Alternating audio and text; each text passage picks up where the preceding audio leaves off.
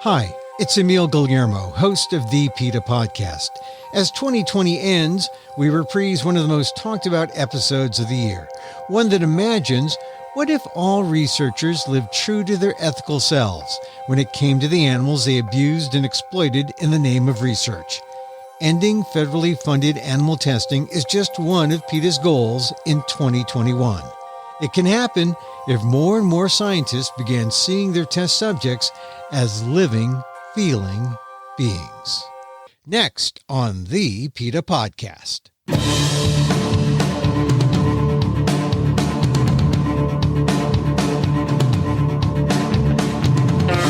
Welcome to the PETA podcast. I'm Emil Guillermo, your host for this behind-the-scenes look at PETA, the largest animal rights organization in the world.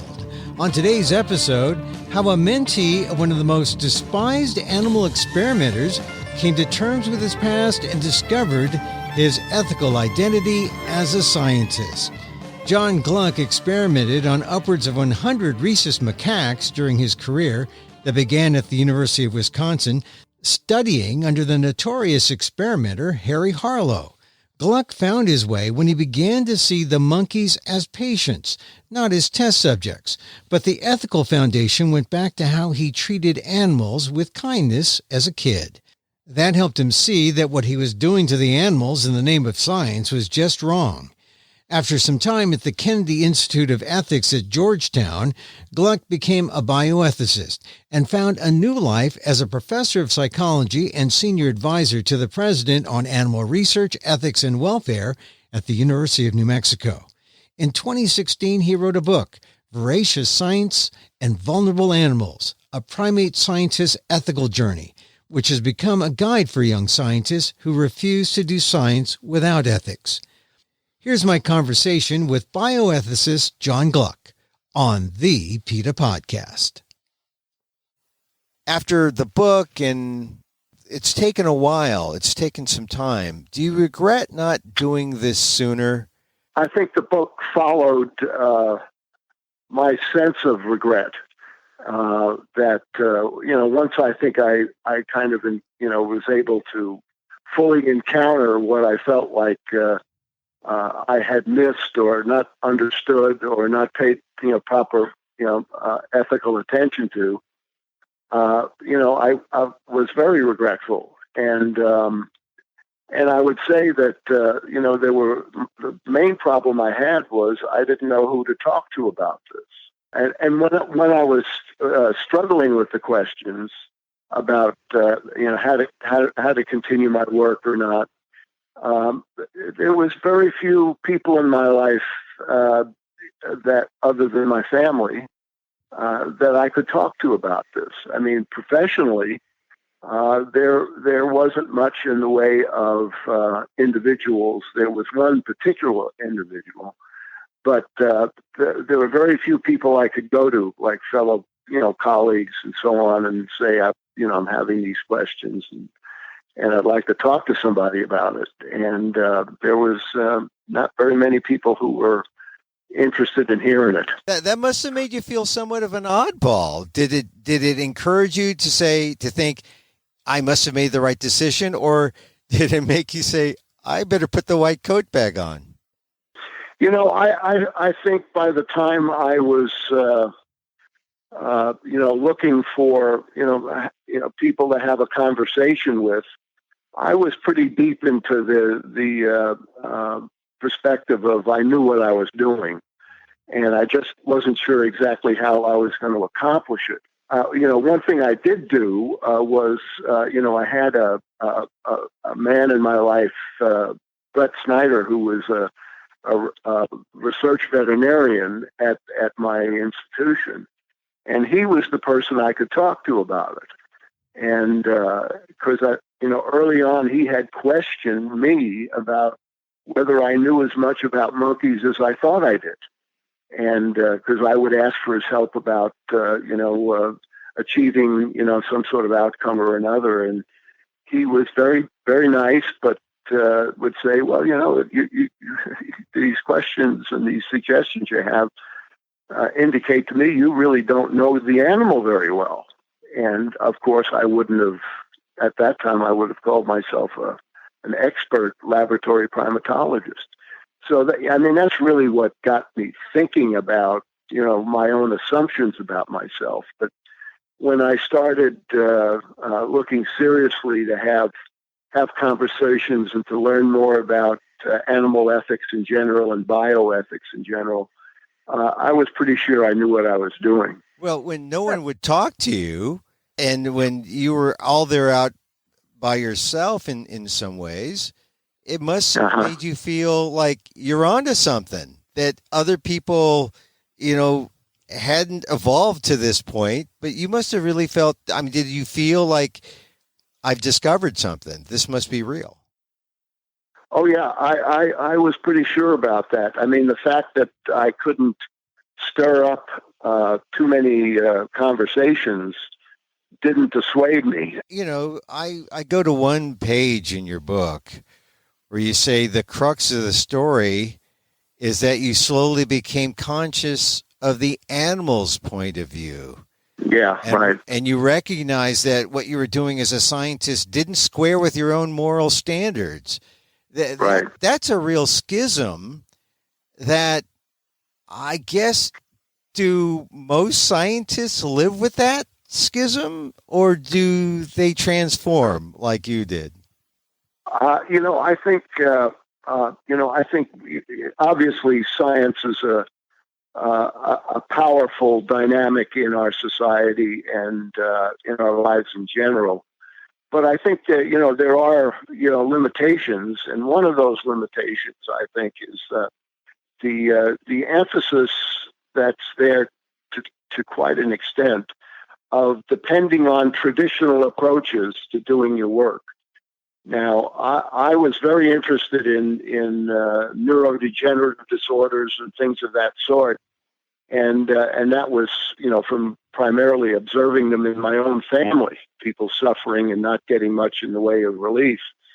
But I think what happens, at least I can say for sure, in the animal research world, doing animal research first, if you're trying to understand a particular kind of issue or problem or human disease, is so naturalized. It's been going on since the 18th century. That's how we think about, well, what do we do now? What's the first thing we do? Well, you start with, dissecting an animal, or you start, exposing an animal to this experience or that experience, and so on. And it's what some people have called a thought style that gets developed.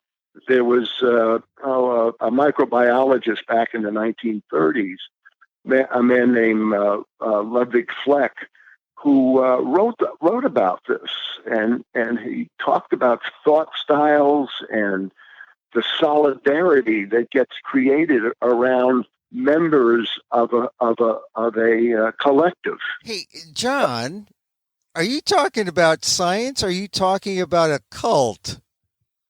Well, I think what Fleck was talking about was what were the things that we had to be very much aware of in order to have a solid and valid science.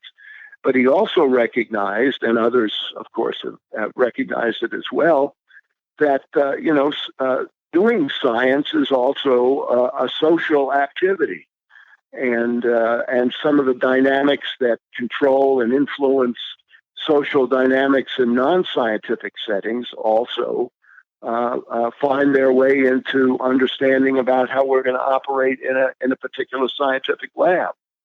And so I wouldn't use the word cult, but I would use the word collective. That there's that you develop a sense of confidence in what you're being taught about how to proceed with your work. And so everyone should look at their org chart to see how this confidence collective thing comes up and how thought styles have a role here. And so what was the scientific thought style that you were you trapped in it? Is that how you view it now?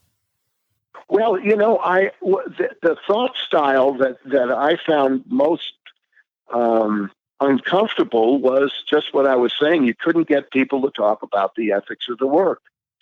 And let me give you an example of that. I was invited by a member of the medical school faculty to debate him about whether nature or nurture was most important in the development of intelligence. And he called me up because I had been doing work looking at non-human primates who had been raised with limited social experience and comparing them to animals raised in fairly normal situations. And I was comparing them on the basis of how they could solve complex discrimination problems. So he saw me as a person who was an individual who was emphasizing that experience influenced intelligence, and he was taking the side that predominantly intelligence was a purely genetic thing. So anyhow, we had this debate.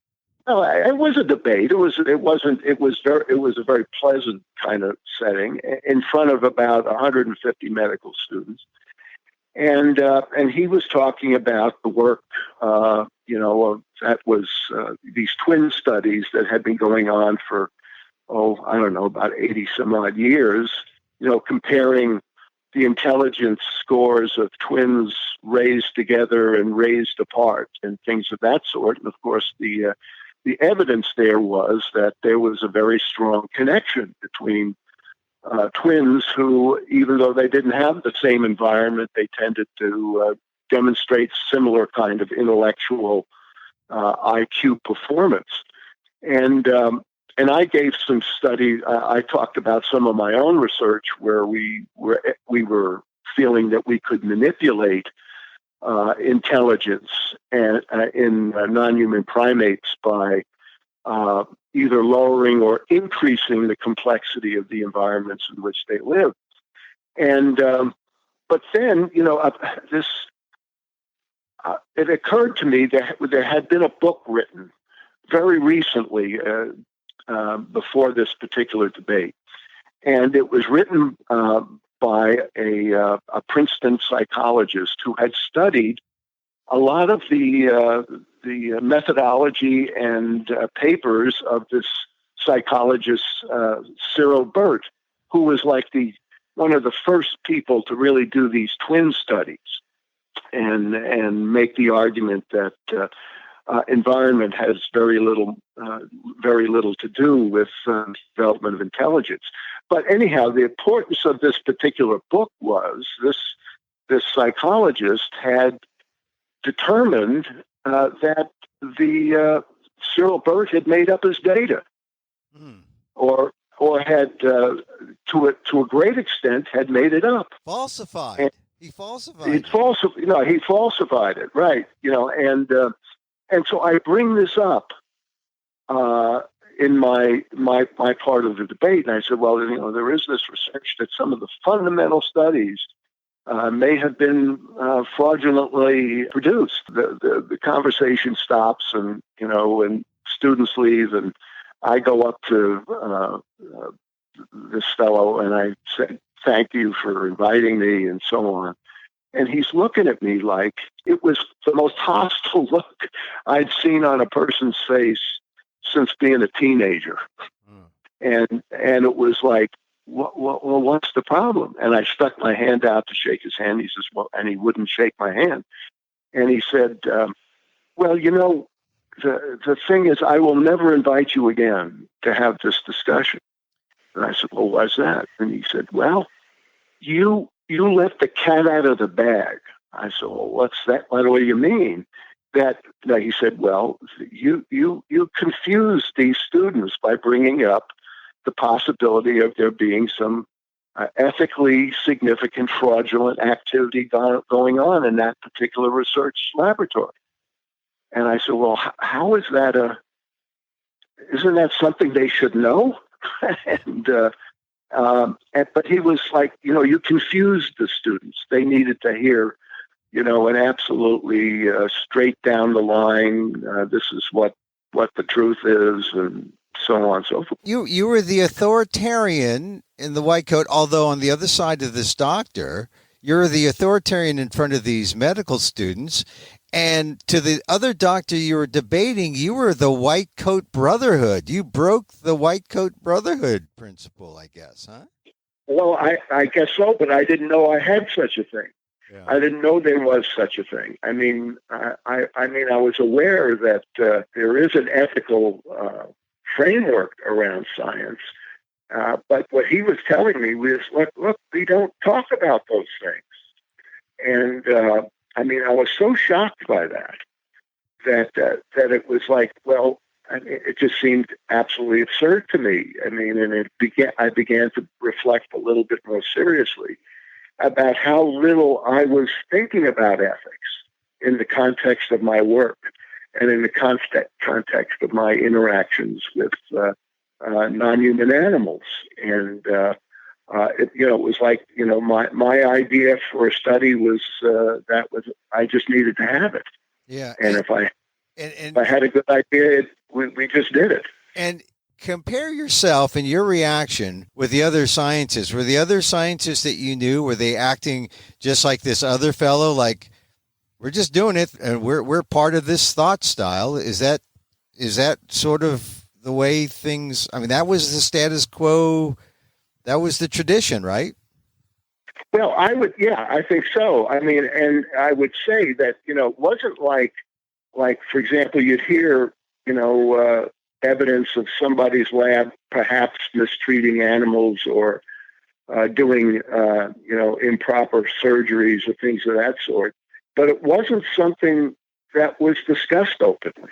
Was this the first time that it hit you? You said you were shocked, but was this the first opening that said, oh, this is an area of inquiry that most of my fellow scientists aren't going down? I got to go down in there and see. Well, yes, I think that's what that really, broke through the resistance of, just sticking with tradition and the ways I was taught to do research and how I was taught to come up with problems and develop methodology. So I think that was an extremely important moment, and it was pretty early in my academic life.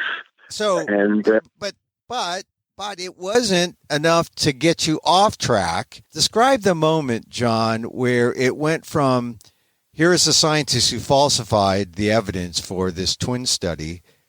When did it get to, here I am with a live monkey trying to get a study. I've got hundreds of thousands of dollars for me and the university. We've got to do it, but there's something wrong here. When did that moment happen? I mentioned earlier my interactions with the animal lab vet, Brett Snyder. Right. And let me put it this way. This particular veterinarian, and I've worked with, quite a few others over the years I was in graduate school and so on. And most of the time, the vets in the labs were expected to help you get the research done. If an animal was losing too much weight, you would go to the vet and say, well, the animal's losing too much weight and we need to get the weight up so we could continue this drug study or whatever it happened to be. And that's pretty much what most of the people I saw as researchers, what they expected from veterinarians. Well, the difference with this particular lab animal vet was he wanted me to encounter the animals as they were patients, not just subjects. That they were patients, dealing with the stresses and strains of what I was imposing on them, and they weren't just experimental subjects. So he was asking me or encouraging me to try to close the distance between me and the animal. so I would be able to pay more attention to what I was doing and how it was actually affecting them with respect to pain and distress and things of that sort. So I think that his encouragement to, in fact, just know more about the animal you're working with. You weren't looking at them as living beings before? Oh, of course you look at them as as living beings, but I think the emphasis is that you think of them, or I was thinking of them, as beings that fit a particular experimental design. And what was important was the outcome of their response to the experimental procedures, but not necessarily encountering them as individuals and getting to know them as individuals and getting to know more about how animals express distress or showed fear. You have to be able to close the distance between you and the animal to be able to start paying adequate attention to those kinds of dynamics. When Brett Snyder called your attention to this, how did that change your world? Well, it took me back to the way I thought about animals when I was growing up. In my home, in my family, animals certainly were family members, and they were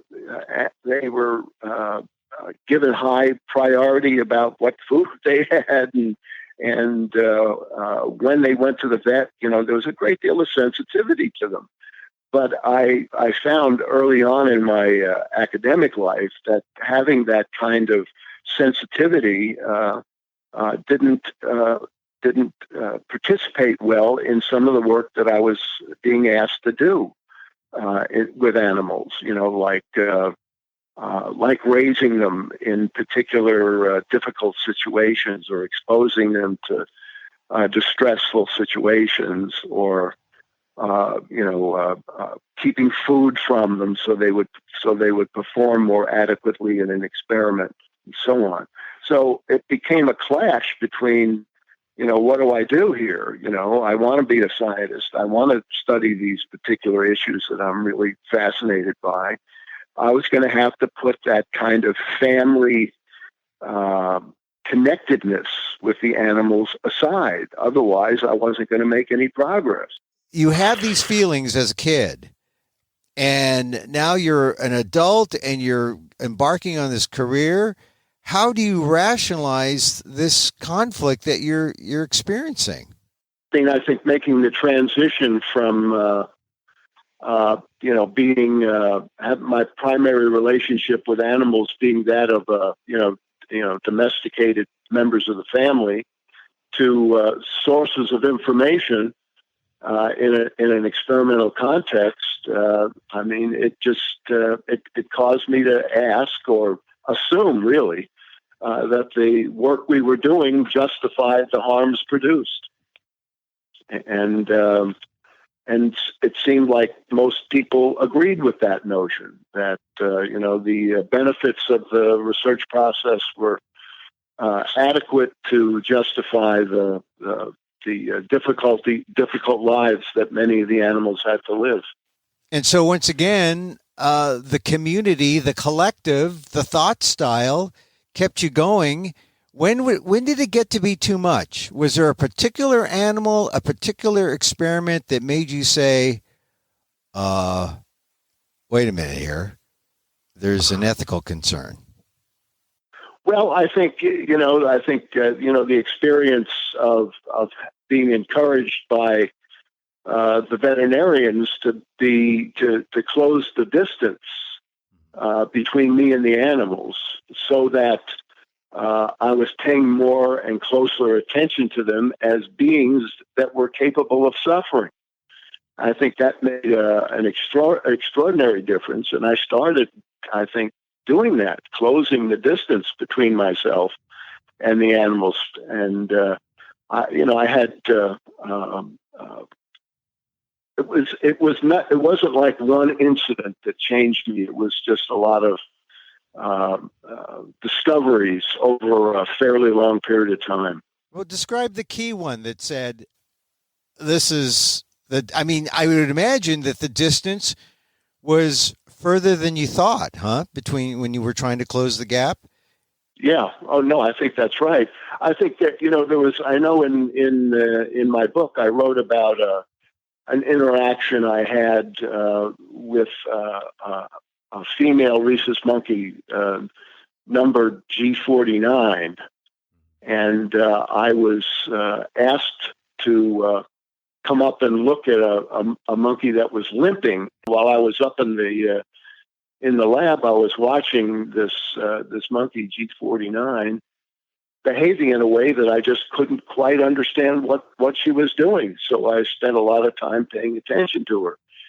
And she was living in an individual cage, and I would see her. Sometimes she would sit at the back of the cage, and then she would run up toward one of the walls, which was a solid wall made of stainless steel, and she would press her face against it, and then she would sit back down and make all these facial expressions and things of that sort, and then she would go up on this wall again.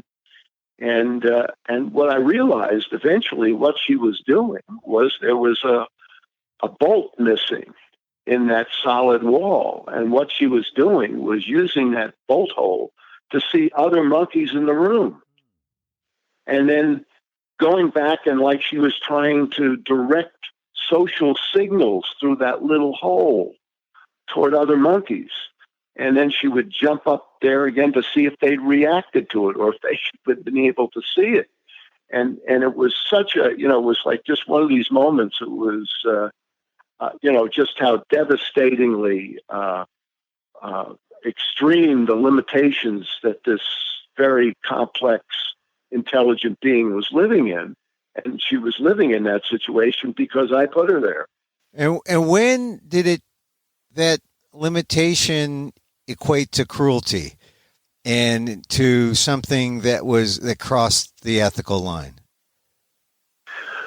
Well, I thought, I in that particular, moment of experience with G49, it was what I was doing worth the kind of unbelievably limiting constraints I had placed on her life? And instead of just automatically thinking, well, this is research and we're going to find something important, or maybe we will, I questioned it. I said became very unsure that the benefits of my experimental work, at least in the area I was in, was making any sense given what I was demanding of the animals in terms of limiting their lives. And did you ever name G49? Oh yeah. Yeah. She was Moose. And she had a name, but we tended to use the numbers as, to keep that distance. And when you cut that distance, her name was, did you say Loose? Moose. Moose. Okay. Like a moose. Yeah, All right, yeah, like a moose. So I thought you said loose like Lucy, but she was moose like Moosey. And so when you started seeing moose as moose and you cut the distance, how did that impact your scientific work, and how did it cut the distance between you and science? Well, it made it clearer and clearer to me that this was a violation of my own moral preferences, and that I couldn't, if I was being honest, I couldn't be so confident that the benefits coming from the work were worth the limitations I was placing on these beings. If you weren't honest with yourself, could it bring into question the credibility of the honesty or the truth that you're trying to find through science? No, I wouldn't say that. I would say, that, trying to understand, like I thought I was, primarily trying to do, was the understanding how the environment influences brain development and supports activities like learning and so on. I think those were good questions, but I became clear that the way I was pursuing those questions was ethically improper, and that it called for other ways of doing this. So, not changing the questions necessarily, right. but finding other ways to chase down this information in a less damaging way. So you looked for alternatives, but given sets of scientists who'd say, "Oh, well, he's abandoning that. We'll just continue on the traditional way. We'll get to the answer quicker." Was there that kind of competitiveness that you found amongst other scientists in the lab or competing labs? When I was making this turn, how other scientists and colleagues were conducting their professional activities became less of a competitive comparison. It was. I think the question of how I could be a scientist with an ethical identity became the prominent and primary focus of what I was trying to accomplish. So, in other words, it was still pretty much you and how you can deal with this clash. But as far as other scientists go, well, how did you? I mean, there's a gap there too between you and the other scientists. If you're going in these alternative directions, how did you deal with that gap with the people who would insist? Well, of course you could do that to moose. Of course you could do that to G49. Yeah. And it had to eat at you because you had these values. How did you reconcile those things with amongst the other people in the collective? When academia works well,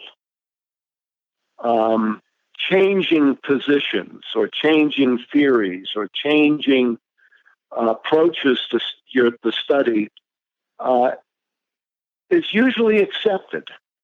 And I think, I was a tenured professor at this particular time, so I had a job that I couldn't be fired from, and of course that was traditionally why the tenure system developed, just so that people can change direction or go left instead of going right, as they had been in terms of their intellectual work.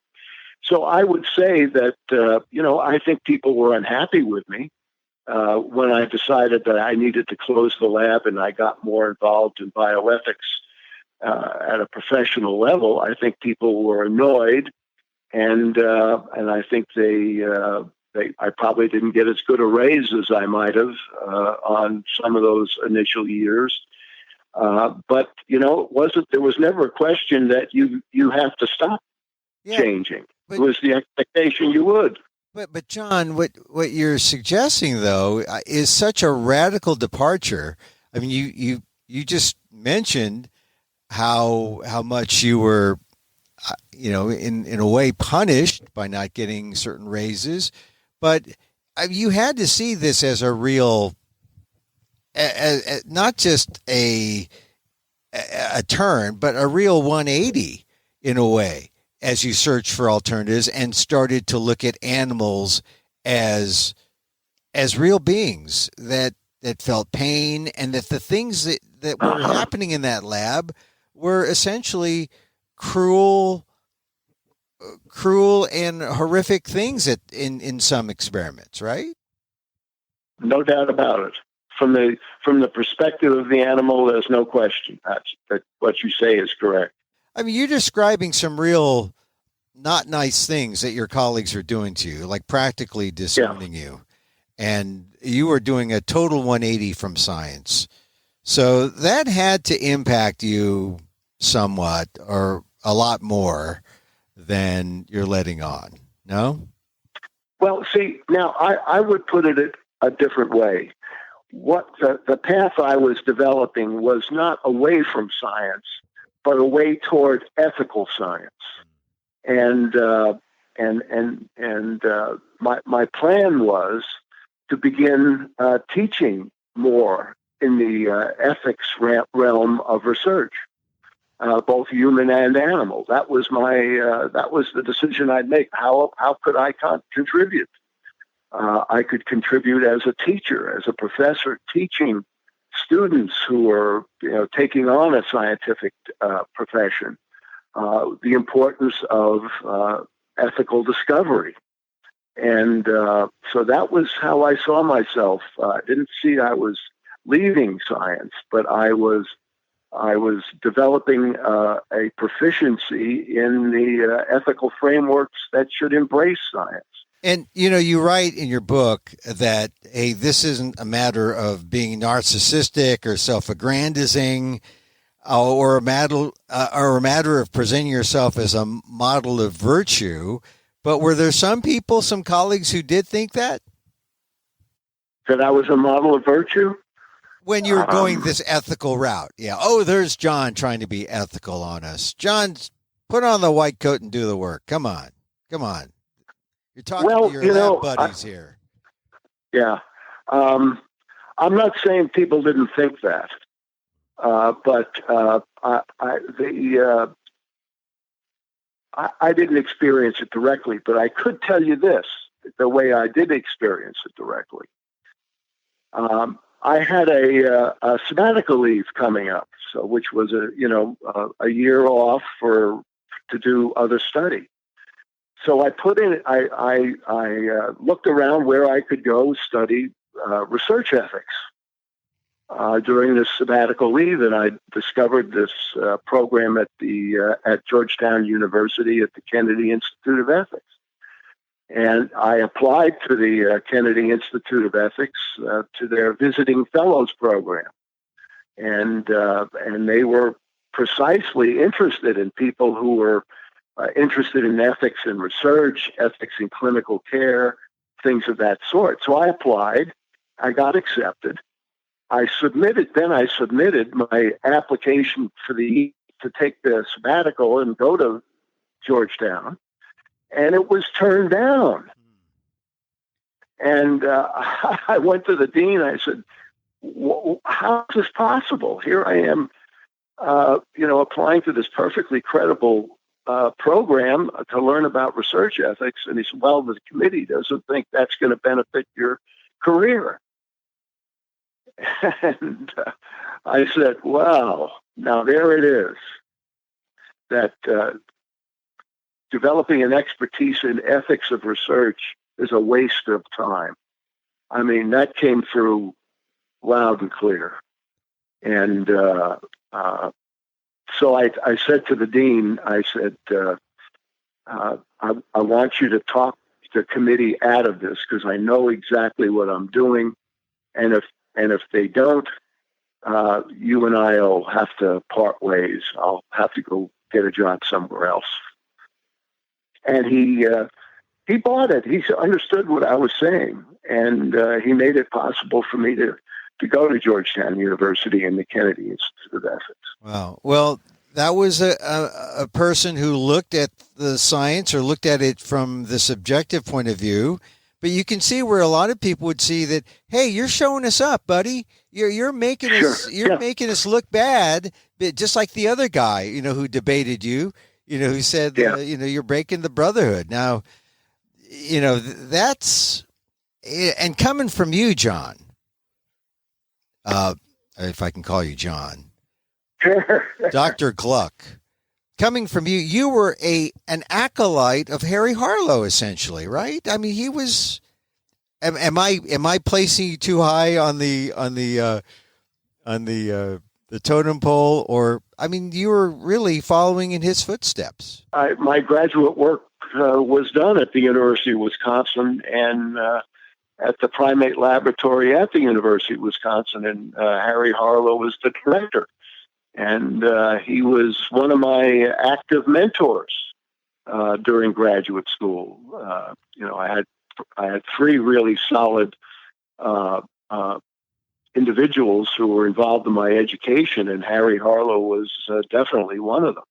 I knew him very well. Did any of these ideas that you had come up when you were studying with Harlow and talking with him? Did you say, God, I wouldn't do this to my cat at home. Why am I doing it to these monkeys? Yeah. Well, I think this is it's an interesting problem. I mean, when I was at the University of Wisconsin, and Harlow was involved and deeply involved in my work, he was already a world famous scientist. The problem with being a world famous scientist is, and I discovered this, that people don't challenge you. And I think he was in a world where he was well known for his work on neuroplasticity. He was well known on his work on the intelligence and social capabilities of non-human primates. And then I think he started to get much more. He lost kind of contact with what is a decent way to do science. And frankly, I don't think any of us, and I would say that about myself for sure, never challenged him about it.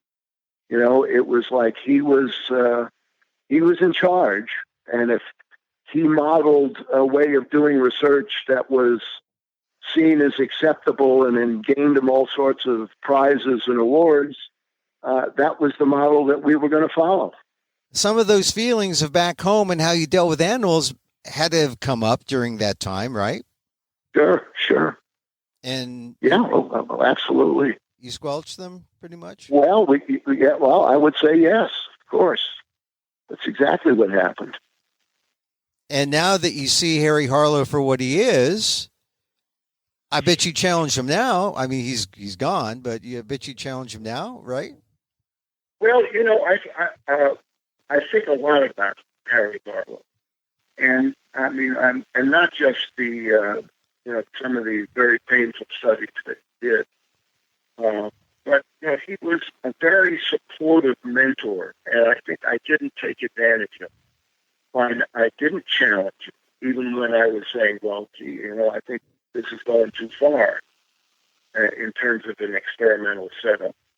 And the question you might ask is, how would he have experienced those challenges? My sense is he would have listened, because he was ahead of the pack when it came to understanding the intelligence of non-human primates and the social dynamics of their development and so on. He was way ahead, but he didn't see the ethical implications of those findings. And I think we, or some of his colleagues, failed him too. You say he would have listened, but how about this question? Were there ethical alternatives back then that he could have embraced and should have embraced? I think the alternative, of course, was doing what you could with humans, and the idea of, like, say, studying orphans or individuals who have been raised in homes where they suffered abuse and things of that sort. I mean, that was a direction that could have been taken. That would have been more direct in trying to understand, how development can go wrong during the socialization process. And but it was like, he was a primatologist. And, that's another one of those limitations that we've been talking about, is you start thinking of yourself as a particular kind of person, and this is the kind of work that you do, not this work, not the alternative work, not the other way of thinking about it. So, I mean, I think he was stuck there too. But I should also say he got a great deal of support that felt that he was doing what needed to be done in experimental ways, even if it was being done with painful outcomes and with non-human primates. John, you broke up a little bit. He got support from the university. What were you saying? He got great support from? He brought in millions of dollars worth of money to the university. He was a highly sought after lecturer, and when people invite you to give a lecture, they usually want you to give it on what's made you famous. Yeah. John, you write in your book, you say that to avoid ethical reflection requires an extraordinary level of self-deception, rationalization, and selective blindness. Have you thought about that? I guess it's kind of like a cloud that hovers over you. Yeah. Where are you now in terms of all of that? Have you now see clearly, or how would you put yourself now? Where would I put myself now? I can understand what I was involved in and what some of my colleagues were involved in, but I can't justify it. And I think that quote you just read, I think I believe that to be precisely true.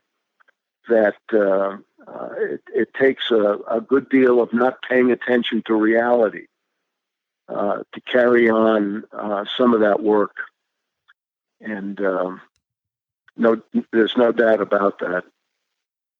There was an idea in the book. You called yourself a monkey life thief. Explain that.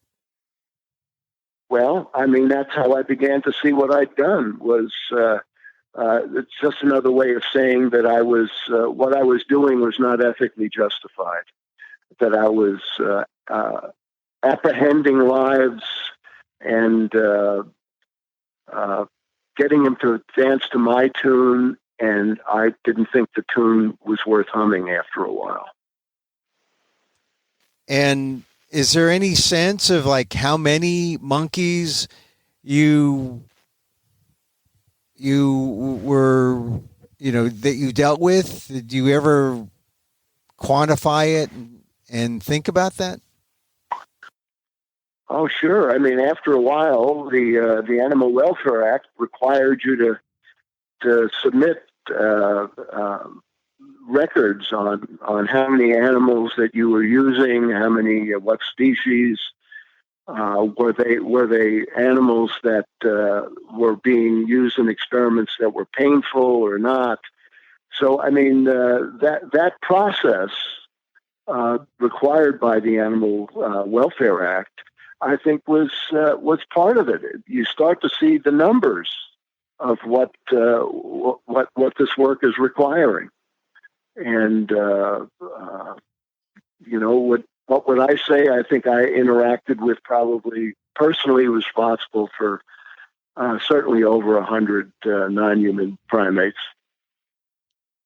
And do you think about the things that you made them do, or that you put them through? Besides, like moose, G95, is there one thing that comes to mind that when you're more reflective and thinking about those days when you were in the labs, that it just reminds you that you're doing the right thing now? That was why I wrote the book, because my sense was it wasn't enough to regret just in private.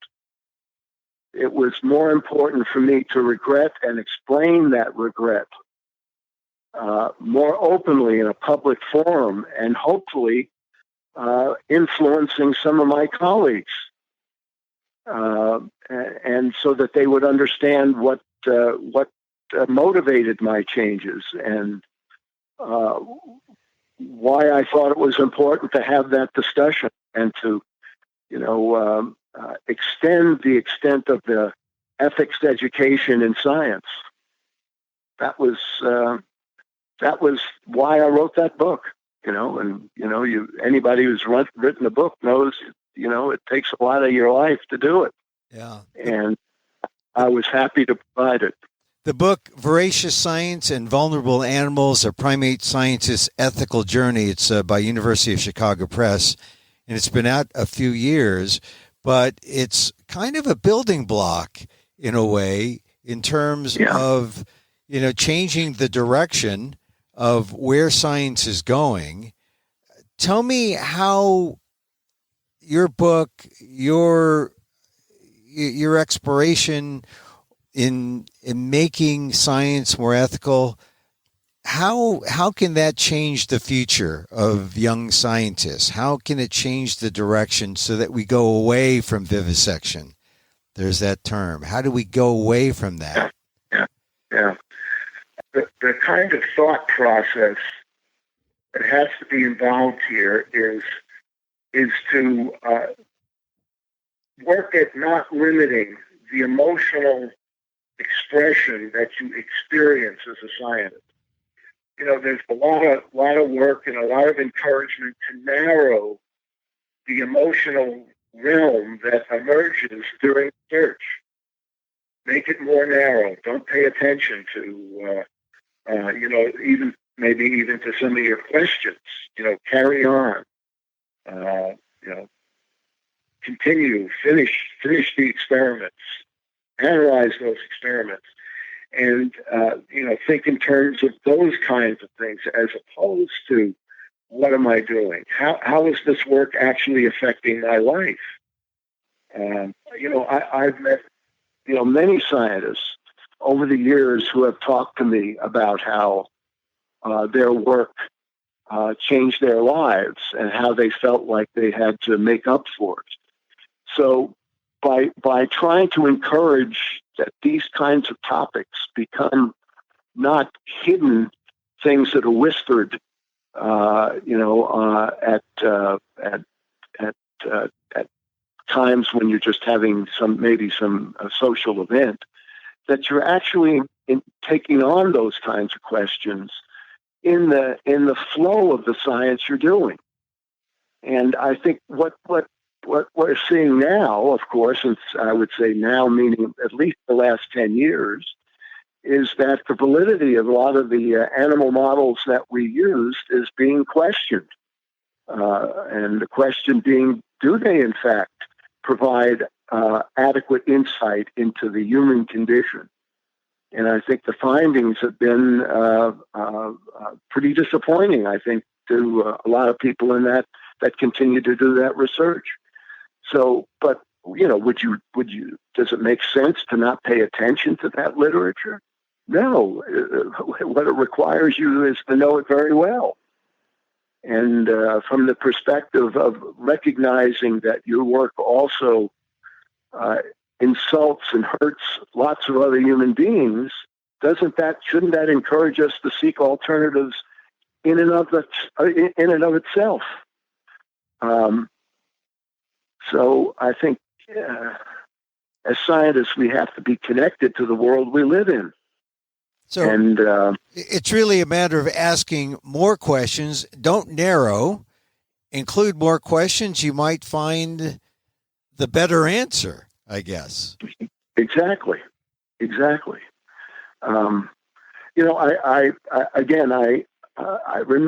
was an incident that occurred in graduate school that has stayed in my mind for all this 50 some odd years. And it was, I was at a meeting and we were all discussing the research that had demonstrated that the chimpanzee Washoe had learned American Sign Language. And we were having this discussion, and it was all a very heady discussion about, is American Sign Language a language, and all these various types of linguistic analysis of the data. And one fellow who was in this group raises his hand and says, "I have a question. Well, what would you do, or what would you have to do if this chimpanzee Washoe, using American Sign Language, signals out let me out of here. I don't want to do this anymore. Well, what would your question be? What would your responsibility be? And I mean, he was raising an ethical question, and frankly, we didn't recognize it as such. But it was the great question. It was a great question. And those are the kinds of questions we have to be asking ourselves as scientists. And well, John, one of the other questions is the question of relevance, and whether or not any of these studies are applicable or relevant to really a direct, making a direct hit on the human experience, or to answer any of the human issues that are out there that you're trying to find answers to. And generally speaking, it's not relevant, these animal studies, right? Well, I think what's becoming clear that depending on the animal models to give us direct answers to how to intervene in human disease is becoming more and more clear. It's becoming more and more clear that they're not as effective at doing that as we once hoped they would be. So, and it's just the crying out for alternatives. So what do you tell the young scientists? And I know that one of the things that PETA has done in the last 10, 15 years is it's grown its number of ethical scientists who are looking for alternatives and looking for ways to end vivisection. What do you tell the younger ones who are stuck in that we're not challenging Harry Harlow enough, we're not going to dare challenge our community of scientists? How do you tell them or what do you say to them that would get them to make a breakthrough for themselves? Well, I think one of the major problems that students face in the animal research world is that when you first get started in a laboratory that uses animals for biomedical or behavioral research, you have to recognize you know enough to be overly trustworthy about what your mentors are telling you to do. I mean, when you first get into the laboratory situation or you start taking laboratory courses and so on, you're in a position you're being told how to do certain kinds of research, how to think about it, and where the animal fits into all of this, and so on and so forth. But you have to recognize you don't know enough yet to be critical of those suggestions you're getting or directions you're getting from your mentors. So it's like you don't turn your life over to your mentor. Like, she's got the whole thing all settled, and what she's telling me to do or what he's telling me to do makes total sense. That's just not the way we operate as thoughtful, ethical, and creative scientists. I mean, that's the kind of thing I try to tell people. Open your mouth. Be critical. Ask naive questions. They have a place. Don't be quiet, and be civil, of course. But you've got to be verbal and allow your curiosity and your questions and your even very difficult questions about ethical relevance to be expressed. And really, that's pretty good advice, not just for scientists, but for journalists and activists and citizens and people who are in public life, or people who are dealing with public issues, or just regular people, period. Right. That's right. Yeah, I mean, it's, I try to tell students in science, especially in the psychology and neuroscience areas, your job is to get smart and to know a lot about the brain and so on and so forth. But your job is also to develop an ethical identity. And you can't leave that behind. And You got to get rid of that self-deception, I guess, that you mentioned. Oh yeah. Oh, exactly. Exactly. I mean, that's one of the main problems of living life in general is trying to not deceive yourself. So it is an evolution. Being a scientist, it is an evolution. This ethical journey, and how happy are you now? How comfortable are you now with yourself after having written the book and after after stopping doing what you did to those animals? Well, I'm very pleased about having made the change from being an animal scientist to a bioethicist that is concerned with the ethical justification of animal and human research. I mean, I think this is where I've wanted to be for much longer than I recognized. And I mean, I came from a family that they weren't overly religious people, but they were very ethical people. They thought a lot about what was the right move and what was the wrong move. That was a topic of conversation that was pretty common. And we didn't discuss Plato, but we discussed, living with integrity. And so in that domain, I feel, that I'm proud of. In general, I mean, I don't think I ever escaped the faces of and frankly, I guess I'm glad I haven't forgotten them. I want to be reminded about how inconsiderate I could become as a human being, and so devoted to my own success, and losing touch with the rest of the world around me, the animals. John, you broke up a little bit when I was asking you, when you mentioned faces. You said in general you don't ever escape the faces. What did you mean by that? Well, I think very few days go by where either in reflection, reading about somebody else's work, or just being in that reverie of being calm, when I begin to see the cages and the animals and their predicament, and seeing their faces as individuals, seeking for justice and decent care, and that I missed a lot of those opportunities. So those faces you don't forget. Exactly, you don't forget.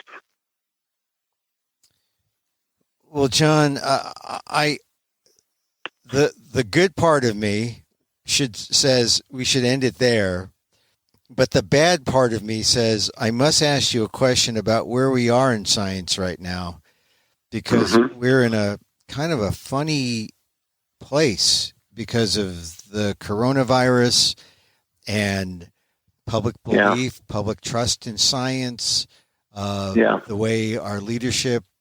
I mean, it's somewhat of a different, question, but it's related because it's all related to how the public perceives science and how we perceive the guys in the white coats. And we should challenge them, but tell me, what are some of your thoughts, given the specific time that we find ourselves in now in our relationship with science?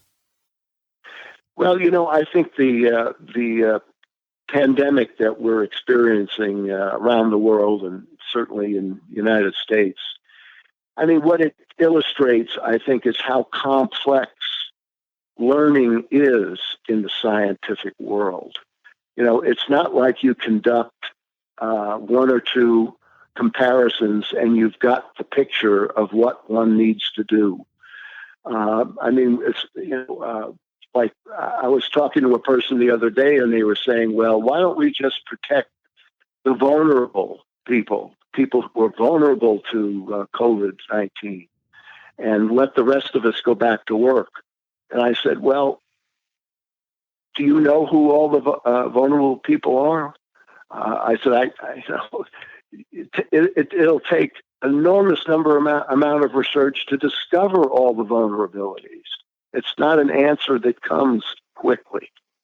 And the importance of communication and the importance of the public understanding how science actually operates I think we get to see that understanding is not very good when you hear people just getting tired of being exposed to the important recommendations about public health measures.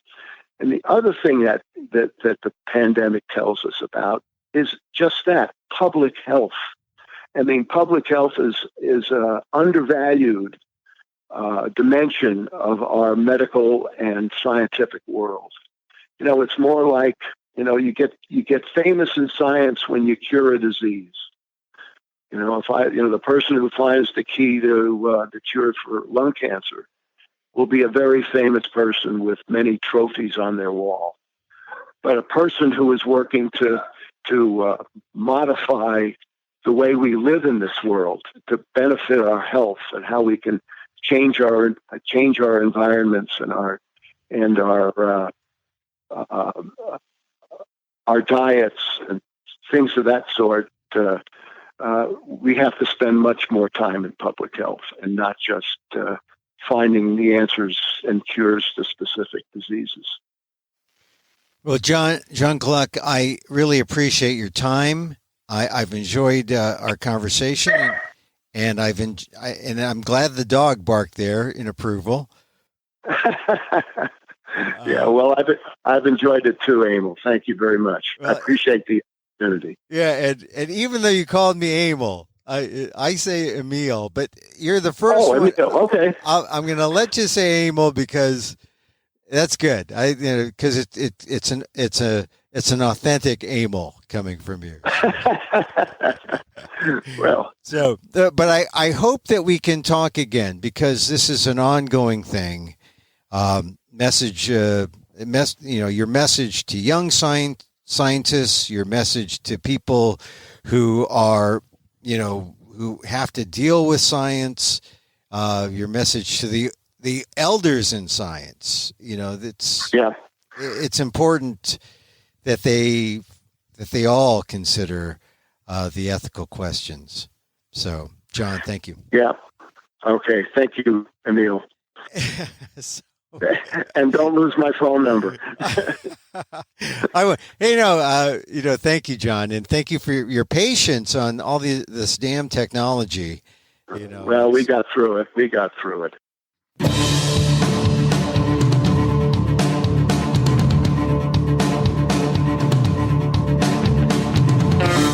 Bioethicist John Gluck, Professor Emeritus in Psychology and Senior Advisor to the President on Animal Research, Ethics, and Welfare at the University of New Mexico.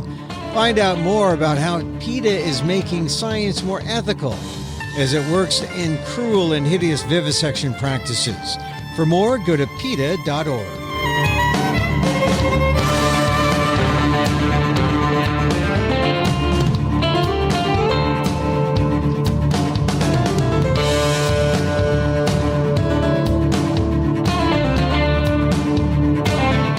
And that's our show for this time out. Contact us at PETA.org. You can find me on Twitter at Emil Amok. That's EMILAMOK, or on AMOK.com. Or see my work at ALDEF, the Asian American Legal Defense and Education Fund. That's AALDEF.org/blog.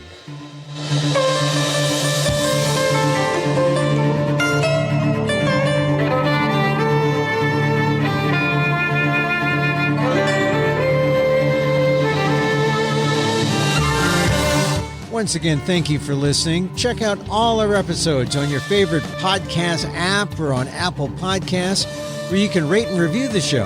It helps get the word out about the issues you care about. And don't forget, you can help the animals and PETA, especially if you have Amazon's Alexa. Just say, Alexa, donate to PETA.